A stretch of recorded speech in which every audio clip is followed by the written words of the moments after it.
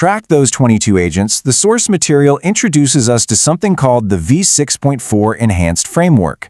Now guys, this is not just some basic spreadsheet. It's a full-on dynamic intelligence briefing tool. It's this adaptive, probabilistic modeling system that is specifically designed to spot order within statistical entropy.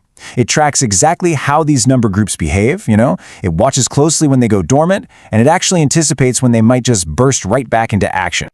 So here's our roadmap for today. First, finding patterns in the chaos. Second, the V6.4 Intelligence Framework. Third, tracking cycles and regimes. Fourth, anomalies and permutation shuffles. Fifth, the dormant resolution queue. And finally, number 6, probability, not fortune-telling. All right, kicking things off with sections 1 and 2, finding patterns in the chaos and the V6.4 Intelligence Framework. Let's see exactly how this system is built to detect temporary mathematical order.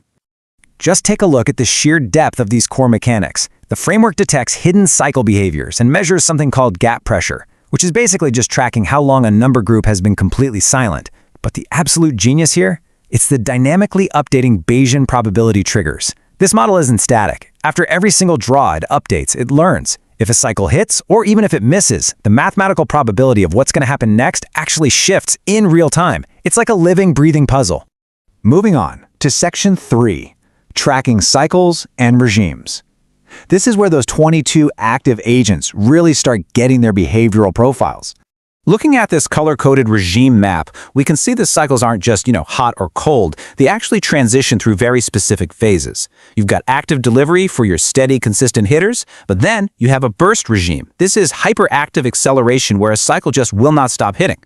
On the flip side, you've got critical dormancy, where a cycle is entirely bypassed and is just building up massive pressure. And then at the absolute extreme, a cycle can enter singularity dormancy, which basically means it has gone completely rogue and decoupled from all historical norms. It's totally off the charts. Now, if we take a snapshot at the source data from May 22nd, 2026, we see this exact distribution playing out in real time. 13 cycles are in active or continuation states, 4 are riding a burst or resolution wave, another 4 are critically dormant, and one is just sitting out there in that extreme singularity state. So the systemic entropy is actually quite elevated here, but the delivery environment isn't totally saturated just yet, meaning there's still plenty of room for the math to make a move.